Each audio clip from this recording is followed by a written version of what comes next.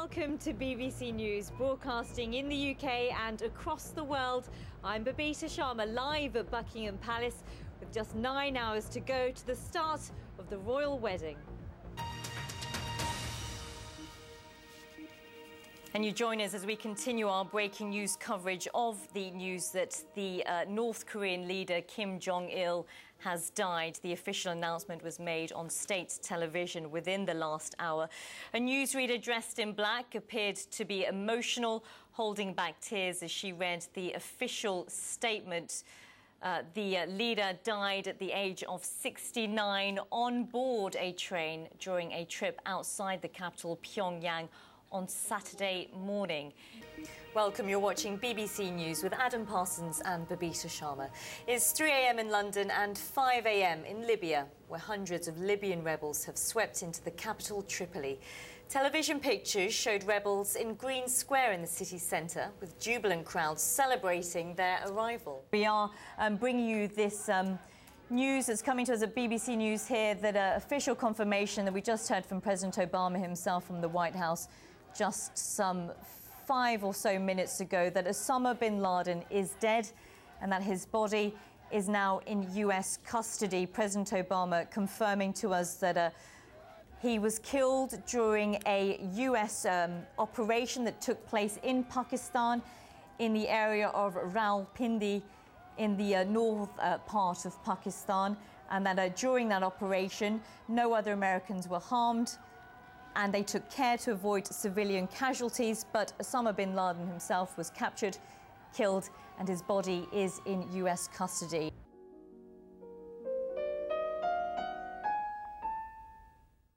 You performed for President Hu Jintao and President Barack Obama in Washington in the White House in January.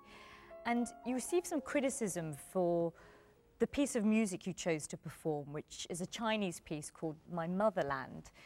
Were you surprised that you got criticism for that piece, which some people said was politically and historically significant? I played it simply because of its beautiful melody. Well, we can go live to the pier head on the Mersey, and the BBC's Babita Sharma, who's there. Babita, good evening to you.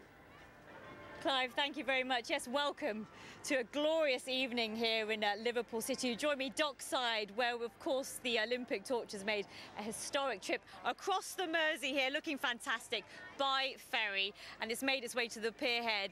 21,000 people were here to see that final leg of the journey through Liverpool. And it truly has been a special day. And I'm pleased to say I'm joined by the final torchbearer of the city, Craig Lundberg. Craig, thanks for joining us. Yeah, cool. You were there lighting that cauldron on stage. How did it feel? Just amazing, do you know what I mean? It's one of the proudest moments of my life, representing the city on a world stage.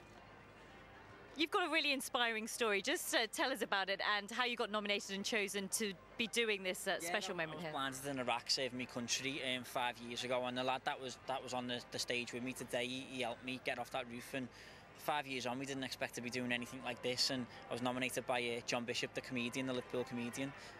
And we've spoken to a lot of torchbearers today. We spoke to the first one, who was Kim Cooper at Aintree, about midday today local time, and now you're the final one. But there's something special about being the final torchbearer, isn't there? Yeah, definitely. Well, as you can see, special.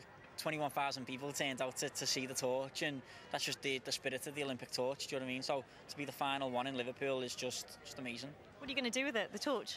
I'm going to donate it to the new Liverpool Museum, because I think that's the rightful place, because at the end of the day it's the final torch in Liverpool and it's a piece of history.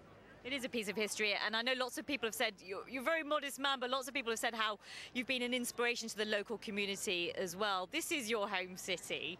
Just tell me what it means to you to be here representing Liverpool. Well, it means a lot, you know what I mean? It's not just across Liverpool or across the country, it's on a world stage, and I was the ambassador today for representing my city, and what a lot of pressure on my shoulders that was, not to cock it up and pile in, but it all went off good, and you know what, I'm just amazing and just hope I've done Liverpool proud. And you didn't cock it up, to use your words, so well done, Craig. It's been a pleasure to meet you. Thank you very much. And yeah, it has been a very successful day. Like I said, hundreds have lined the streets right through the city centre, Hope Street, between the two cathedrals, ending up here at the pier head. And you can of course follow the Olympic torch relay on the BBC News website to find out when it's coming to where you are. But in the meantime, Clive, Anita, it's back to you.